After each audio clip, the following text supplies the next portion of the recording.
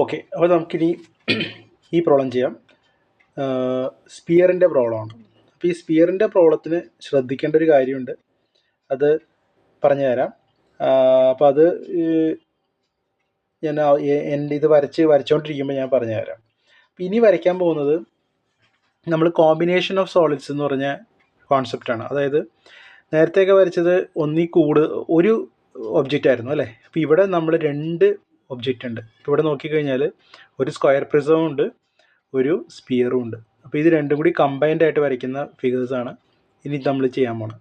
അപ്പോൾ ഇവിടെ നോക്കിക്കഴിഞ്ഞാൽ ഒരു സ്ക്വയർ പ്രിസത്തിൻ്റെ മുകളിൽ ഒരു സ്പിയർ റെസ്റ്റ് ചെയ്യാണ്. അപ്പോൾ എപ്പോഴും പറയുന്ന പോലെ ആദ്യം നമ്മൾ എന്ത് ചെയ്യണം, ടോപ്പ് വ്യൂവും വരയ്ക്കണം, ഫ്രണ്ട് വ്യൂവും വരയ്ക്കണം അല്ലേ. അപ്പോൾ ടോപ്പ് വ്യൂ ആദ്യം വരയ്ക്കാൻ കാരണം എന്താ? കാരണം വെച്ച് കഴിഞ്ഞാൽ ടോപ്പ് വ്യൂവിലാണ് നമുക്ക് സ്ക്വയർ കാണാൻ പറ്റുള്ളൂ. അപ്പോൾ സ്ക്വയർ വരയ്ക്കുന്നു, അതിൻ്റെ മുകളിൽ നമ്മൾ തന്നിരിക്കുന്ന സ്പിയർ വരയ്ക്കുന്നു, പിന്നെ അതിൻ്റെ ഫ്രണ്ട് വ്യൂ വരയ്ക്കുന്നു. അപ്പോൾ അതാണ് ഇനി വരയ്ക്കാൻ പോകുന്നത്. ഓക്കെ, അപ്പോൾ ഇവിടെ നോക്കിക്കഴിഞ്ഞാൽ ഞാനിപ്പോൾ ഓൾറെഡി വരച്ചിട്ടുണ്ട്. ഞാൻ ആദ്യം എന്താ ചെയ്തതെന്ന് വെച്ച് കഴിഞ്ഞാൽ തന്നിരിക്കുന്ന സ്ക്വയർ വരച്ചു. ഈ സ്ക്വയറിൻ്റെ ഇനി സെൻറ്റർ വരയ്ക്കണം അല്ലേ, സെൻറ്റർ കണ്ടുപിടിക്കണം. അതിൻ്റെ മുകളിലല്ലേ ഇത് റെസ്റ്റ് ചെയ്യുന്നത് അല്ലേ, ഈ സ്ക്വയറിൻ്റെ മുകളിലാണ് റെസ്റ്റ് ചെയ്യണത്. അപ്പോൾ ഞാൻ എന്ത് ചെയ്തെന്ന് വെച്ച് കഴിഞ്ഞാൽ സെൻറ്റർ കണ്ടുപിടിക്കാൻ ഡയഗണൽ ക്രോസ് ചെയ്തപ്പോൾ സെൻറ്റർ കിട്ടി. ഇത് സെൻറ്ററായിട്ട് ഈ തന്നേക്കുന്ന സർക്കിളിൻ്റെ റേഡിയസ് 30 ആണ്. അത് വരയ്ക്കുമ്പോഴത്തേക്കും കുറച്ച് മുകളിലേക്ക് ചാടി വരും, കുഴപ്പമൊന്നുമില്ല. അങ്ങനെ തന്നെ കറക്റ്റ് ഡയമെൻഷനിലാണ് വരയ്ക്കുന്നത്. അപ്പോൾ നമ്മൾ സ്ക്വയർ പ്രിസത്തിൻ്റെ ടോപ്പ് വ്യൂ വരച്ചു, സ്പിയറിൻ്റെ ടോപ്പ് വ്യൂ എപ്പോഴും എന്തായിരിക്കും, സർക്കിളായിരിക്കും. ഇനി ഇതിൻ്റെ ഫ്രണ്ട് വ്യൂ വരയ്ക്കണം. ഫ്രണ്ട് വ്യൂ വരയ്ക്കാൻ നേരത്ത് ഇതിവിടെ നേരെ എക്സ്റ്റെൻഡ് ചെയ്തു, ഇവിടെ എക്സ്റ്റെൻഡ് ചെയ്തു. ഈ ഡിസ്റ്റൻസ് 50 ആണ്, സ്ക്വയറിൻ്റെ സൈഡ് 50 ആണ്, ഹൈറ്റ് 30 എന്ന് തന്നിട്ടുണ്ട്. അപ്പോൾ ഇത് വരച്ചു, ഫ്രണ്ട് വ്യൂ ഇത് വരച്ചു. പിന്നെ ഇത് നേരെ എക്സ്റ്റെൻഡ് ചെയ്തു, ഇത് സെൻറ്ററായിട്ട് അതിൻ്റെ റേഡിയസ് എന്ന് പറഞ്ഞു കഴിഞ്ഞാൽ 30 mm ആണ്, അല്ലെങ്കിൽ ഡയമീറ്റർ 60 ആണ്. അപ്പോൾ ഇതൊരു സ്ട്രെയിറ്റ് ലൈൻ വരച്ചിട്ട് ഇത് സെൻറ്ററായിട്ട് 30 mm എടുത്തിട്ട് ഒരു സർക്കിൾ വരച്ചു. അപ്പോൾ ഇത്രയും വരച്ച് കഴിഞ്ഞപ്പോഴത്തേക്കും നമ്മുടെ ഫ്രണ്ട് വ്യൂവും ടോപ്പ് വ്യൂവിൻ്റെയും കാര്യം കഴിഞ്ഞു.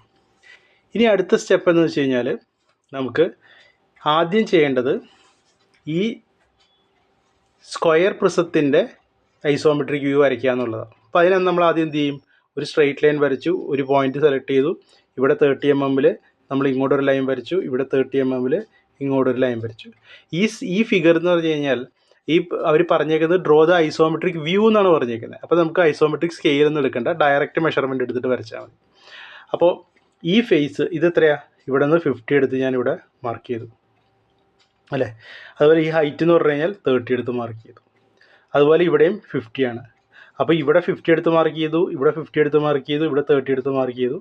ഇതിൽ ഞാൻ ഇവിടെ നിന്ന് സ്ട്രെയിറ്റ് ലൈൻ വരച്ചു, ഇവിടെ നിന്ന് സ്ട്രെയിറ്റ് ലൈൻ വരച്ചു. പിന്നെ ഇവിടെ ഓൾറെഡി നമ്മൾ 30 എടുത്തിട്ടുണ്ട്, ഇത് തമ്മിൽ ജോയിൻ ചെയ്തു. ഇതിന് പാരലായിട്ട് ഇവിടെ നിന്ന് ഇങ്ങോട്ട് വരച്ചു, ഇതിന് പാരലായിട്ട് ഇവിടെ നിന്ന് ഇങ്ങോട്ട് വരച്ചു.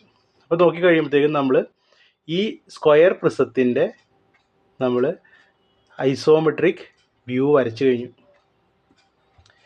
ഓക്കെ, ഇനി നമുക്ക് വേണ്ടത് സ്പിയർ വരയ്ക്കണം.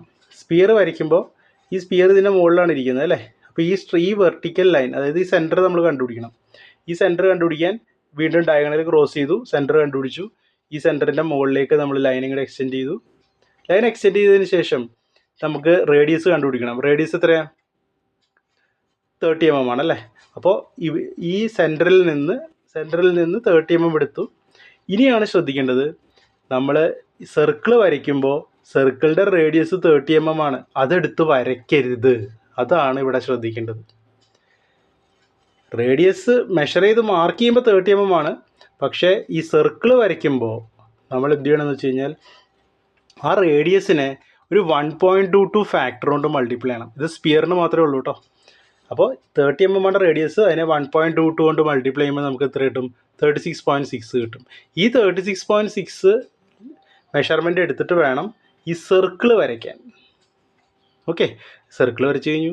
പിന്നെ അത് കഴിഞ്ഞാൽ അതോടുകൂടി തീർന്നു. പിന്നെ നമുക്ക് എന്ത് ചെയ്യാം, ബാക്കിയുള്ള ഹിഡൻ ആയിട്ടുള്ളതൊക്കെ നമുക്ക് മാച്ച് കളയാം. ഹിഡൻ ആയിട്ടുള്ളത് ഏതൊക്കെയാണ്, ഇതാണല്ലേ.